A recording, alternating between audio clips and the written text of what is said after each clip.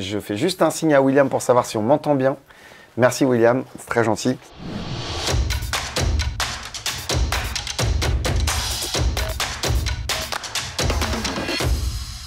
Nous sommes actuellement, et c'est un aspect positif de notre société, au sein d'une république et donc d'une démocratie qui donne le pouvoir au peuple.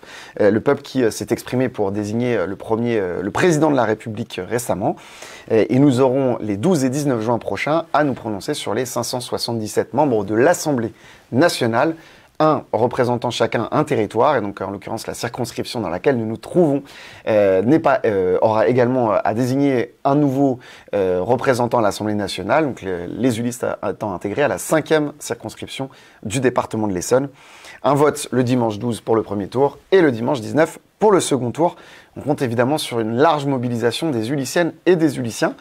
Si vous ne pouvez pas aller voter, puisque ça arrive, n'oubliez pas non plus que vous avez la possibilité de faire une procuration en la remplissant d'abord en ligne, puis ensuite vous rendant dans le commissariat. Ça prend pas longtemps, surtout si vous avez fait les démarches en ligne. Vous avez simplement besoin de quelqu'un qui va voter pour vous, qui n'est pas forcément de votre voisin ou quelqu'un de votre bureau de vote. Vous pouvez immédiatement demander, je sais pas, à quelqu'un qui est dans un autre territoire de la ville d'aller voter pour vous ce jour-là. Il faudra simplement faire les démarches nécessaires au sein du commissariat et d'abord en ligne.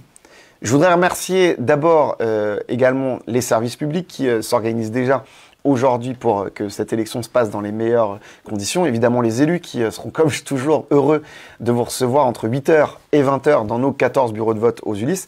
Mais bien entendu, je tiens à remercier les bénévoles, les assesseurs, donc les citoyennes et les citoyens qui, membres d'un parti politique ou non, se rendent disponibles pour ces journées et puis pour permettre le bon déroulement des opérations de vote. Donc vous pouvez, si ça vous intéresse, parce que c'est une opération démocratique extrêmement intéressante. D'ailleurs, je veux remercier les membres du Conseil des aînés ou les membres du Conseil des jeunes qui se rendent disponibles pour ces journées-là et qui participent aux opérations de vote. Vous pouvez, si vous le souhaitez, y participer également en vous rendant directement sur le site de la ville et en vous signalant comme bénévole. Vous serez recontacté dans le cadre de la définition de la composition des futurs bureaux de vote. Donc n'hésitez pas, on a besoin de vous. Un petit mot sur le 17 mai dernier, donc toujours dans notre combat pour l'égalité et la prévention citoyenne. D'abord, sur le 17 mai dernier, une journée internationale sur la journée contre les luttes, la biphobie, la transophobie et l'homophobie. On avait eu un très beau film qui est disponible, je crois, sur des plateformes de streaming, donc je dirais le nom pour pas leur faire de pub. Le film Petite Fille, qui est extrêmement émouvant, et je vous encourage toutes et tous à regarder. Il y avait l'association Contact qui était là pour nous accompagner. Puis un petit mot aussi pour remercier le club Omnisport des Ulis qui a organisé à destination notamment des encadrants, mais aussi du public ulicien, un débat sur les violences dans le sport, et notamment les violences et les déviances sexuelles que nous pouvons retrouver dans le sport, avec l'intervention de l'association, la superbe association Colosse au pied d'argile, qui a été montée par un ancien rugbyman. D'ailleurs, il a été assez médiatisé, notamment par le média Brut. Il expliquait de quelle façon, en fait, il avait été, dans sa jeunesse, violé par un éducateur sportif, et expliquait, l'association est venue aussi nous expliquer tout un tas de méthodes pour nos encadrants, pour on va dire, prévenir, éviter et surtout parler, entre guillemets, de ces violences qui existent malheureusement et qui touchent beaucoup d'enfants, beaucoup plus qu'on peut l'imaginer. Il y a derrière, évidemment, toute une politique partagée à mettre en place pour lutter contre ces violences, mais aussi les prévenir. Et bien entendu, pour que les enfants qui sont victimes de ces violences puissent en parler et que ceux qui sont les adultes qui vont recevoir l'information soient en capacité d'écoute, de compréhension et surtout d'alerte. Donc vraiment une soirée extraordinaire. Merci au club Omnisport des Ulis. Le 11 juin d'abord, les rencontres et cultures urbaines qui auront lieu à partir de 15h. C'est donc le samedi 11 juin, c'est pas ce samedi-là, ni le samedi d'après, c'est le samedi encore d'après, donc dans 3 semaines, depuis la place du marché, la place de la Liberté, avec des shows de breakdance, d'afrodance, de foot freestyle, de show de crump, de prestations de yamakasi, vous savez, les acrobates urbains, comme on les appelle. Le parcours, c'est comme ça qu'on l'appelle. Merci Emmerich qui est dans la salle, comme vous le savez, qui est un pro de yamakasi, tu nous diras ça. Et puis, quoi de mieux pour clôturer ce type de rencontre qu'un concert, le dernier concert de notre artiste rap préféré pour certains, qui est Cynic, SINK, le rappeur bien connu des Bergères. Il finira son histoire au Radazik, là où tout a commencé, même si le Radazik à l'époque était plus haut, comme il le signifie bien. Donc le 11 juin à 20h30, je crois que c'est complet. Mais il a aussi dit, et ça me permet de saluer notamment d'autres Ulyssiens comme Lot qui nous proposaient déjà, qu'on fasse des beaux événements musicaux et qu'on utilise entre guillemets, son réseau et puis sa volonté pour pousser un petit peu tout cela. Tout à l'heure, je parlais du 19 juin, toujours un jour d'élection, à 11h, le retour, et on l'adore, du Bus Opéra qui fera un concert depuis le bas des marches de l'escalier Constellation, donc à proximité du marché. On aura la chance d'avoir l'Opéra de Massy qui viendra réaliser une prestation, donc un concert en plein air, toujours extrêmement appréciable.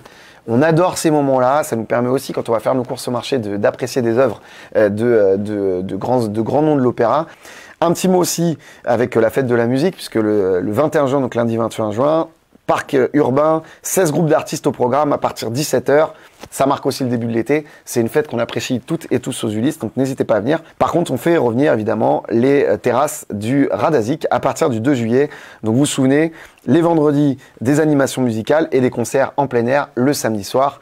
Donc pendant tout l'été, l'idée c'est d'animer notre place de la Liberté et de permettre à celles et ceux qui ne partent pas ou ceux qui partent pendant une période de l'année de profiter de notre place et du soleil, on l'espère.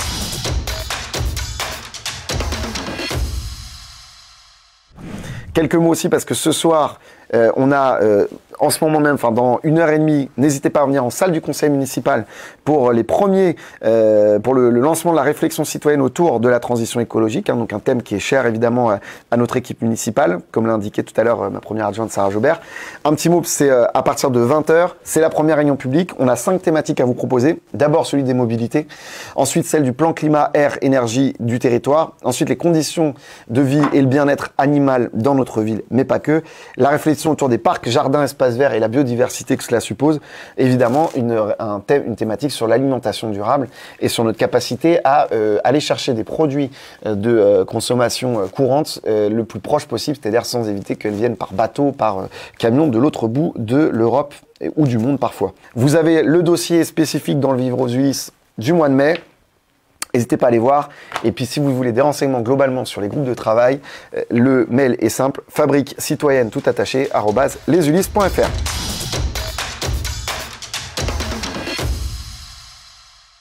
Les travaux du bureau de poste.